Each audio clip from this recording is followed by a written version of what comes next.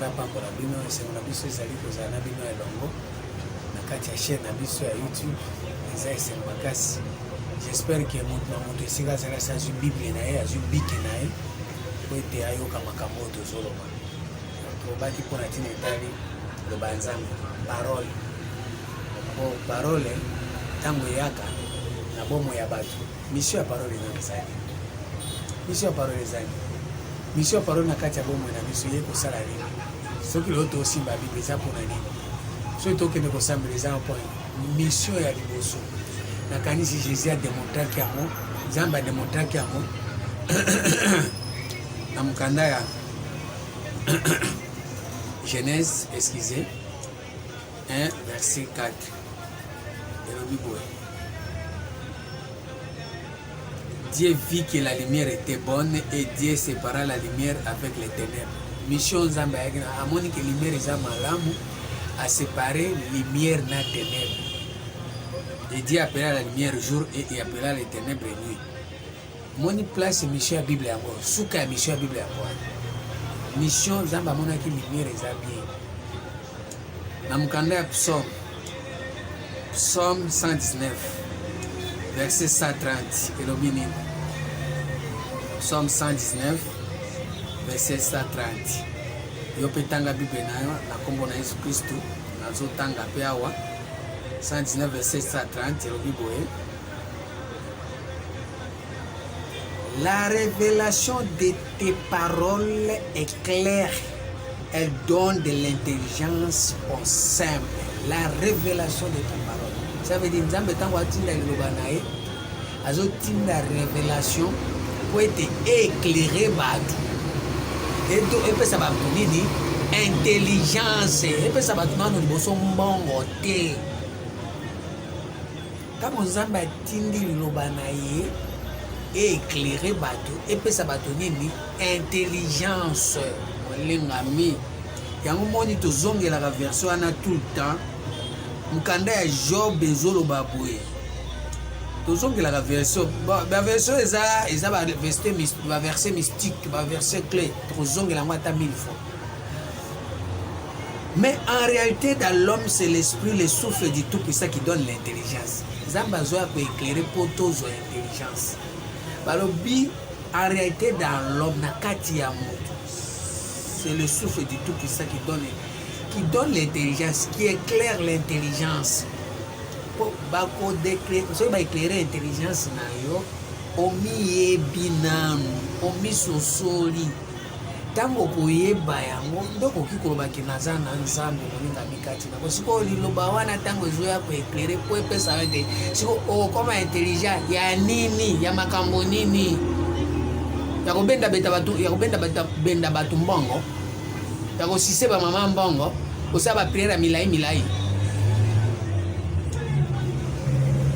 Job kaka wana 38 verset 2 elobi boye qui est celui qui obscurcit mes desseins par des discours sans intelligence?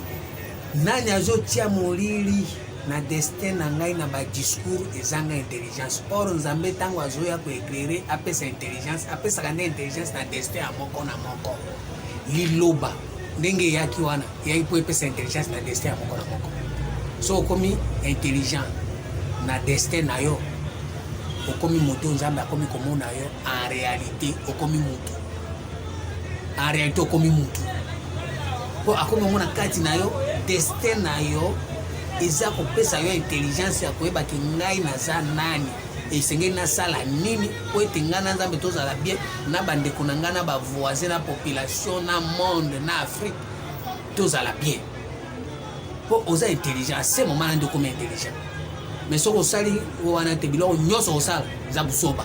1 Corinthiens 15 premier 1 Corinthiens 15 verset 1 à 4. Po tango liloba Nzambe ezokita ezoya kopesa mayele po ete oyeba destin na yo il faut ekita kaka ndenge ezoya wana po epesa yo intelligence et éclairer destin na yo.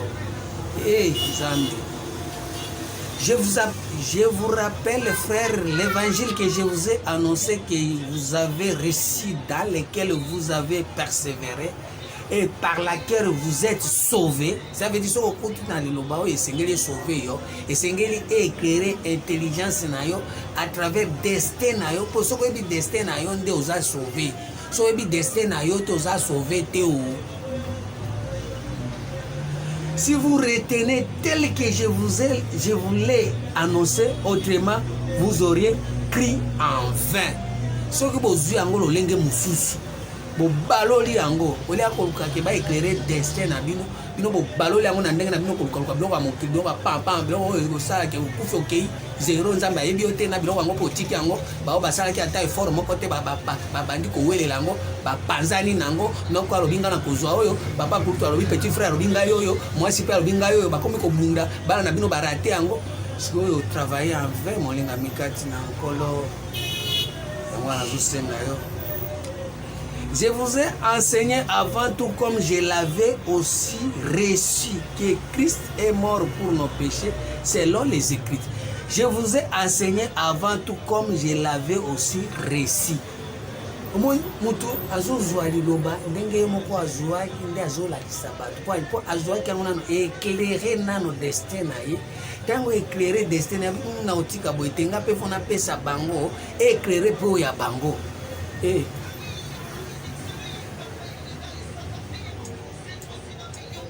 2 Thessaloniciens 1, verset 9.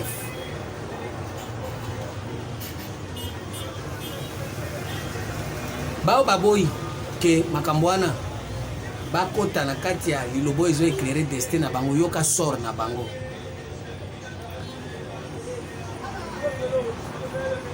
Na mkanda ya 2 Thessaloniciens 1 verset 6. 2 Thessaloniciens 1 verset 6. Car il est de la justice de Dieu de rendre l'affection à ceux qui vous est affligés. Bandakala yo basi ba affligé bandakala. Et c'est que ce qu'on zambe aya ala kisayoki bato ba affligé yo wana. Car il est de la justice de Dieu de rendre l'affection à ceux qui vous ont affligés. Bato ba affligé yo wana. Ba mema oli banda destin na yo. Bala kiso ndenge okende poto, ndenge kobala, ndenge ozwa musala.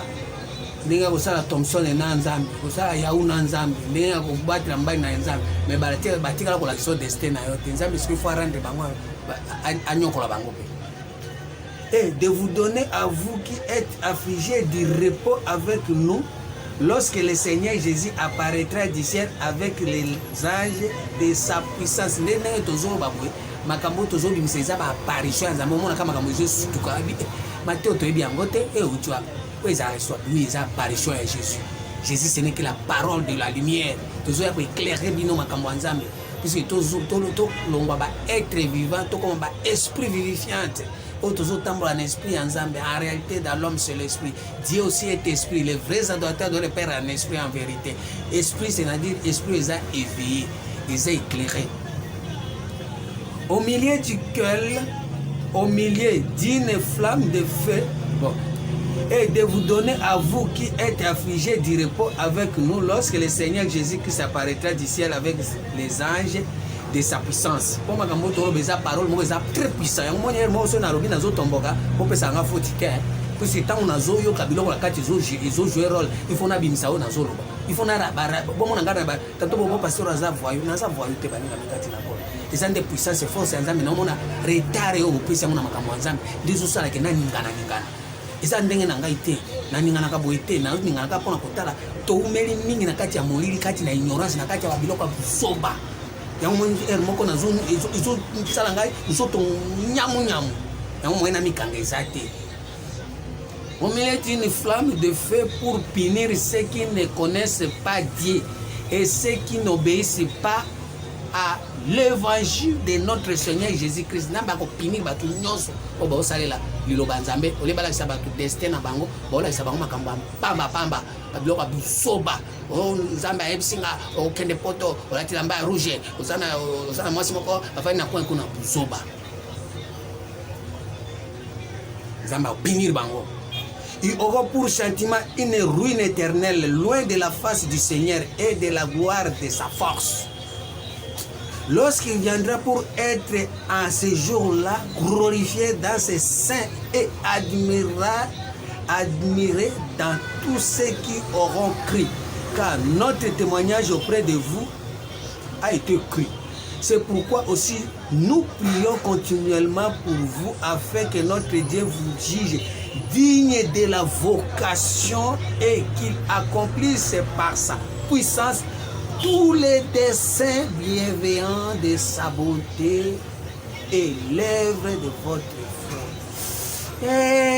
Nzambe akokisa destin na nyonso soki Nzambe alobaki okozala boye mpo ngai nayebi kutu ngai nayebi yanga nayebi na ngango ngai nazoloba nde na kati ya 3e testament Nzambe akokisa destin ya motu nyonso akofukamela liloba oyo motu nyonso akobatela liloba oyo Nzambe akokisa destin na nyonso mpe baprie makasi baza bato ya mayele ya Nzambe mpe bakota na mayele ya classe mpe bakota na mayele ya koluka osala musala ya malamu po ete makambo echange mboka echange tozala mboka bato ya mayele tozala bato ya koswana te lokwa bapapa mobima bobunda mitakala bazwi bakalaki bapapa boswana ata papa na mama baswana na chambre te mais na kati ya destin na yo biswana eza esusu te okobanda osalela destin na yo.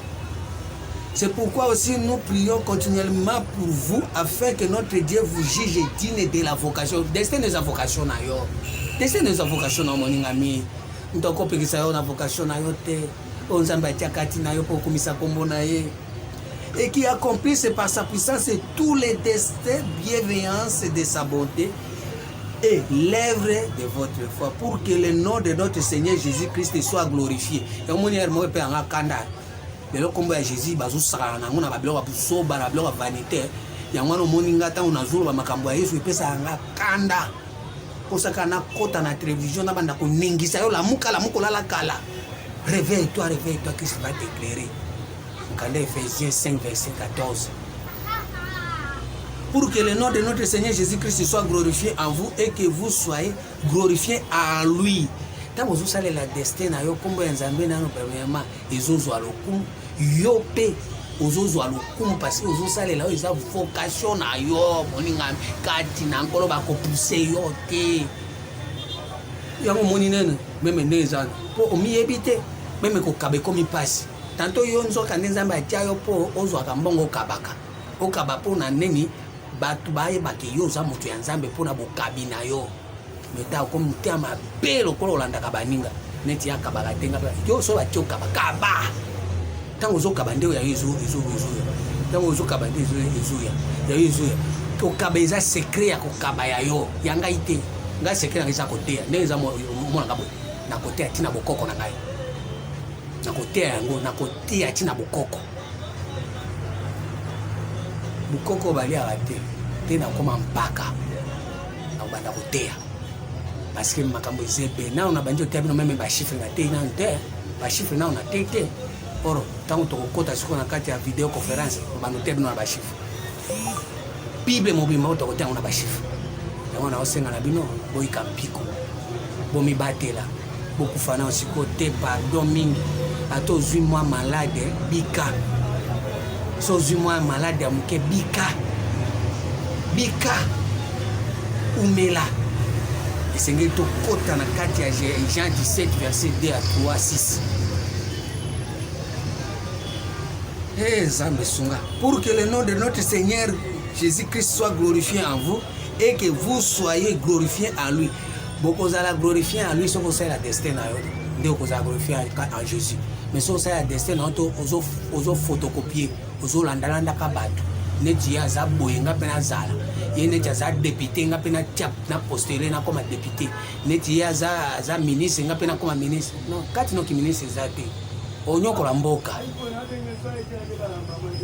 onyokola ba parlementaire mais ceux qui député za kati na yo pour que ça fonctionne très bien pe mboka ko avancer zamba za gangie eloko za ya yote ato sali ndenge ofosine au moins ici marangote natanga verset ils ont quoi ils ont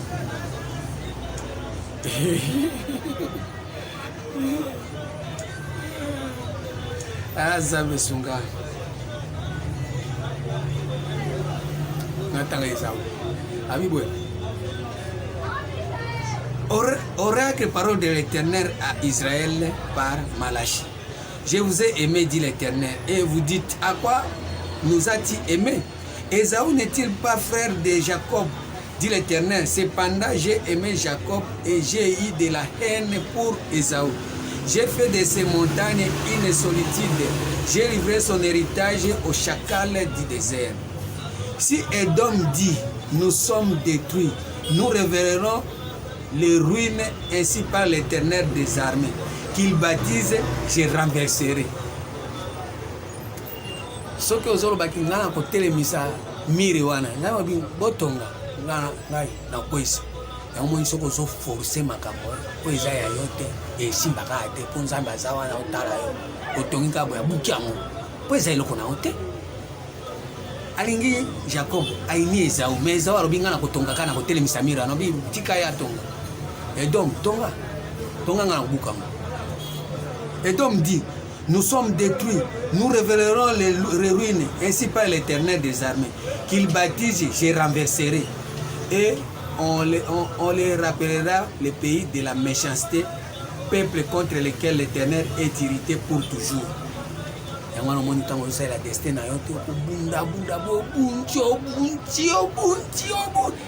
mais baninga basala kama makambo ya simba kama ndenge nini ngai na kende kapo komi ka tourna nga boye bindo mbongo nyoso ba meri esa destin automi kotizu kuna kaka pona bilula lula bilanda landa yango tozo senga na bino na bano bobota masiko bolanda nde mission etikali ka moko yango na makambo ya Nzambe oyo atoke na olo sambo te osali ba olobi ba parler à langue te oyo kaka soko yoki osala contact na Nzambe esatiko kelika mona cheke bede chibidige bakata manyingi cheke bakodondo eloko ana biloko papa mbwana e pa Nzambe ayebite Nzambe ayebika Jésus natangira bino mukanda 1 Corinthiens 3 verset 21 à 23 Nzambe obi ezala Paul ezala Paulos ezala vie ezala mort ezala les choses présentes les choses à venir, tout est en vous et vous êtes en Christ, Christ est en Dieu. Au moins Nzambe ayebika Nzambe ayebika Dieu ayebika Jésus ayebika Nzambe na Nzambe onso Nzambe ayebani yo soko lingo yebana epa ya Nzambe il faut kota na nzela ya Jésus. Or Jésus ayaka pona ko éclairer destin ya moko na moko. Jésus alobi je suis la lumière, si je suis dans le monde j'éclaire le monde. Jean 9 verset 5. Mais yo soko so ebi destin na yo oza posa parler à langue te oza posa utungisa Nzambe ba prière ezanga tina te oza posa komi tungisa kutu te pona nini parce que mukanda ya Esaïe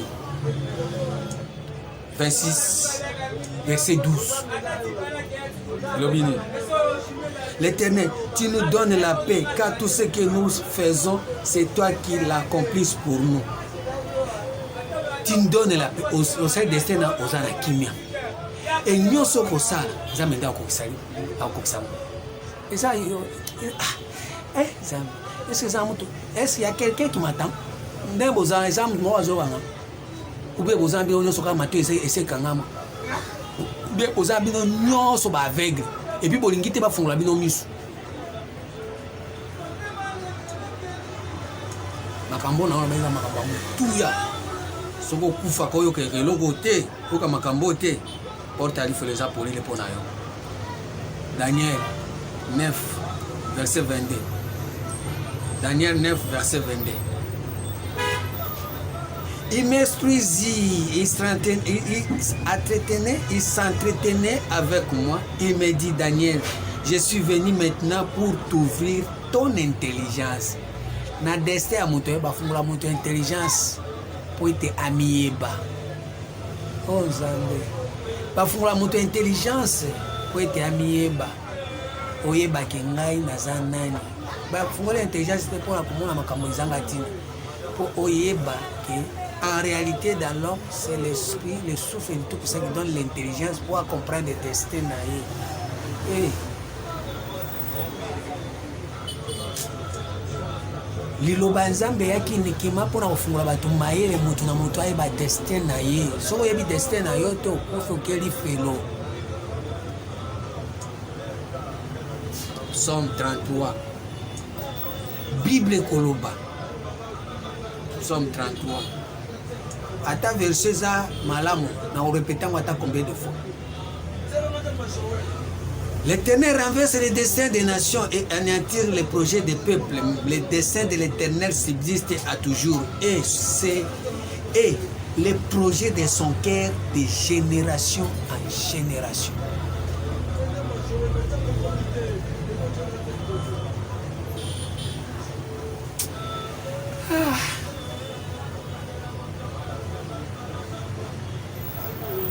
Oh Jésus, Esaïe 25, premier verset. Oh Éternel, tu es mon Dieu, je t'exalterai, je célébrerai ton nom, car tu as fait des choses merveilleuses.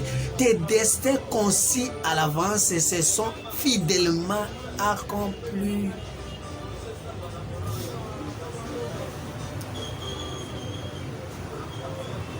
Tes destins concis à l'avance se sont fidèlement accomplis. Ésaïe 55, verset 11. Ah, Jésus. Ainsi en est-il de ma parole qui sort de ma bouche, elle ne retourne pas à moi sans effet, sans avoir exécuté ma volonté et accomplir mes desseins. Proverbe 16, 1 à 4. Et ça n'a pas passé. Ce boyoka te ça n'a pas passé. Mais ce bozoka c'est bon. Avant tanga Proverbe 16, natanga nano Habakkuk. Toke nano Habakkuk. Habakkuk 2, verset 1. J'étais à mon poste et je me tenais sur la tour. Je veillais pour voir ce que l'Éternel me dirait et ce que je répliquerai. Après ma plainte, l'Éternel m'adressa la parole et il dit: écris la prophétie, gravez-la sur des tables afin qu'on la lise couramment, car c'est une prophétie dont le temps est déjà fixé. Elle marche vers son terme et elle ne mentira pas. Si elle tarde, attends-la, car elle s'accomplira certainement. Balobi attention que ezo umela zela kaka nini ezo umela teste na yo. Tiko toke na proverbe ate ezo umela soki teste ne kokisa mete ate ezo umela zela kaka. Mais bino vous appréciez nomona nyoka bimeli mbala moko osola ni bilandala ndola ni makambo ezali banda nao. Les projets que forme le cœur dépendent de l'homme, mais la réponse qui donne la bouche vient de l'Éternel. Tous les voies de l'homme sont pires à saisir, mais celui qui pèse les esprits, c'est l'Éternel. Celui qui pèse les desseins, c'est l'Éternel. Recommande à l'Éternel tes œuvres et tes projets réussiront. L'Éternel a tout fait pour un but, même les méchants pour les jours du malheur. L'Éternel a tout fait pour un but. Zamba tiaki dessin na na kati na yo pour na but moko. Ayebi ki akozwa yo bokosala na quelque chose. Bokosala ne makambo. Asala ngona but yango babi ate zo mela zela kaka ekoko kisamba. Ni ekoko kisamba dessin na yo asala ka ngona but. Mais yo nde tellement yebité. Nde ozosala bisala sala bilandala na photocopie. Oza komi boma pour rien. Oza ko ina bato. Oza ko kende na église ko luka ba problème. Ola ko kende ko zela omi découvrir. Ozo kende ko na église nzambe lo sambelo. Ozo sambela bisambela la sambela. Olia ko fanda calme ko yoka parole malgré parole ngo ezate.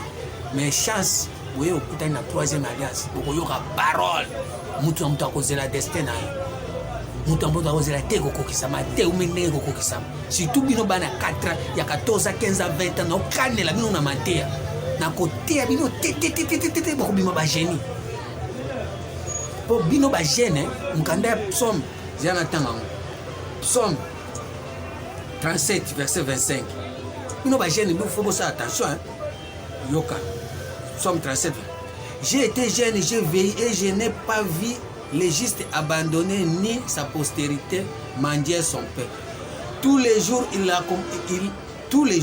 il est compatissant et il prête et sa postérité est bénie. Détourne-toi du mal, fais le bien et possède à jamais ta demeure. Jeune. J'ai été jeune, j'ai veillé, je n'ai. Au moins, jeune. Si vous êtes jeune, jeune et ringi kobani, vous avez un esprit. Pour moi, vous avez un esprit, vous avez toujours agité. Pour moi, jeune, vous avez agité. Vous avez un esprit, vous avez un esprit. Ngaza mtu esprit soko sika maka mwanzambe blague ete na utomboka mabe na maka mwanzambe na saka na ate na maka jeune po soko koti singa kama maka mwanzambe fona sala esima po place wana molimo na ngai travail ka makasi na lingaka vraiment maka mwanzambe tellement na za jeune na kozala abandonné te parce que nazo linga molimo na ngai travailler et ko travailler ko parce que nazo zo toujours biloko so na zui pona bimisango ya mwana ba jeune eza bato yo bazana esprit ya Nzambe Yesu bampaka eza bato bayebi makambo ya Nzambe mingi me na ndenge ya bonzambe me toza mpe na bafaux paka bayebi makambo ya mokili yango wana nazoyebisa bino bosarole bone na chaîne oyo pamba te bokolia biloko eza ebele Nzambe asunga bino biti ya parole eyaki mpona ko réveiller destin ya moko na moko mpona koréveiller mémoire ya moko na moko po ete moto na moto avivre bolamu ya Nzambe. C'est ça liloba ya Nzambe oyo Jésus alobi nayaki mpona kojuge moke te me nayaki mpona kosauve. Soki yo okoti na kati ya destin na yo te ovivre yango te tu n'es pas sauvé. Nzambe mpe ayebi yo te. Totangi baverset belebele ya baverset mosusu kutu ezali 1 Corinthiens 4 verset 5. 1 Corinthiens 4 verset 5. Oh Yesu.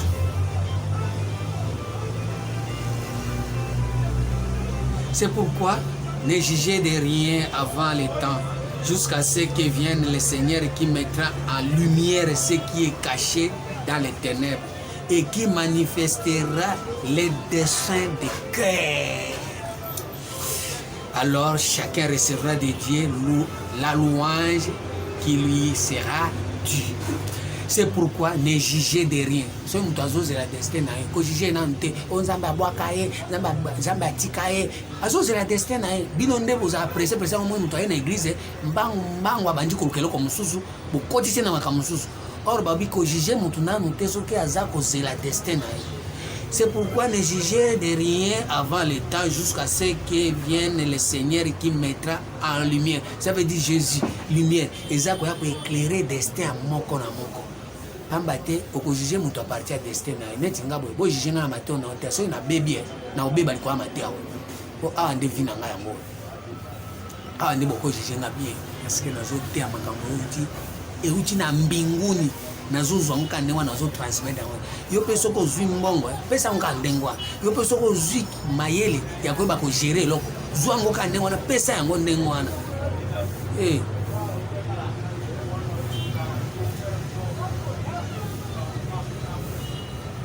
etika abona comme on est ce que soit amen.